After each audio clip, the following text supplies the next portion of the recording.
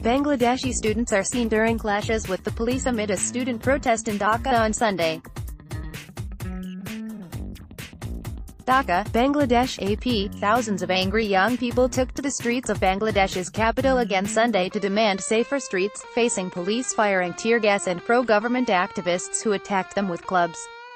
Protests have flared repeatedly in Dhaka since 2 students were killed last week by speeding buses.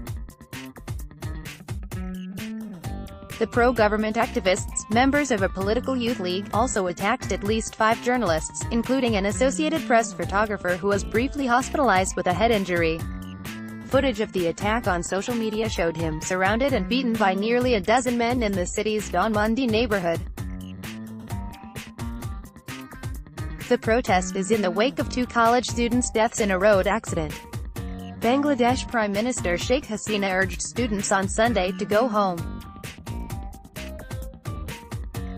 The protests have become a serious embarrassment to the government of Prime Minister Sheikh Hasina ahead of a general election due in December. Her party is blaming the main opposition, led by Prime Minister Khaleda Zia, for using the student anger to create chaos for political gains. Political feuding between the 2 political leaders has dominated Bangladesh's politics for more than a decade.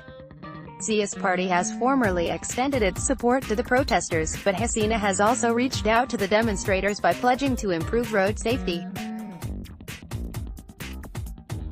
Police fired tear gas at the crowds during the 8th day of protests over road safety in Dhaka.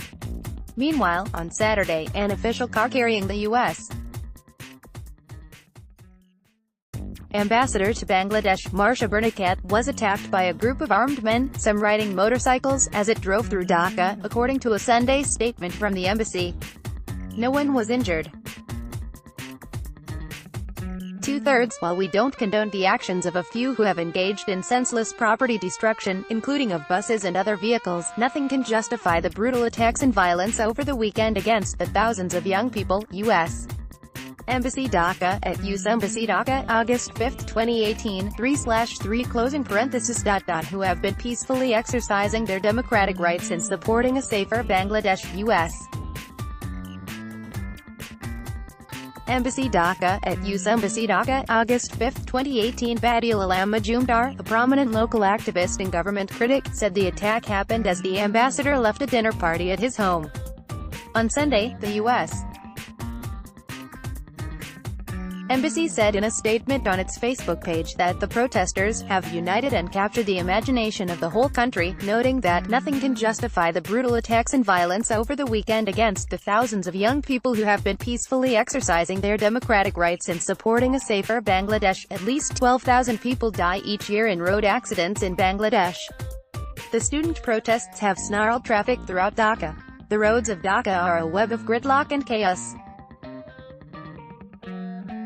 Unlicensed drivers, unregistered vehicles and speeding buses are commonplace. Police corruption is rife and traffic enforcement often non-existent.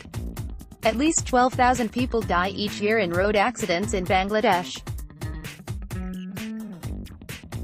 The demonstrating students have stopped thousands of vehicles during the protests, including those of top officials, checking if the cars were registered and the drivers licensed. Bangladeshi police clash with students in Dhaka on Sunday over the city's unsafe driving conditions. Unlicensed drivers, unregistered vehicles and speeding buses are commonplace. Police corruption is rife and traffic enforcement often non-existent. Related, violent proto-fascists rallied in Portland. Police went after the anti-fascists. Zimbabwe's Mnangagwa wins first election since Mugabe ouster. Massive protest against gun violence jams Chicago highway download.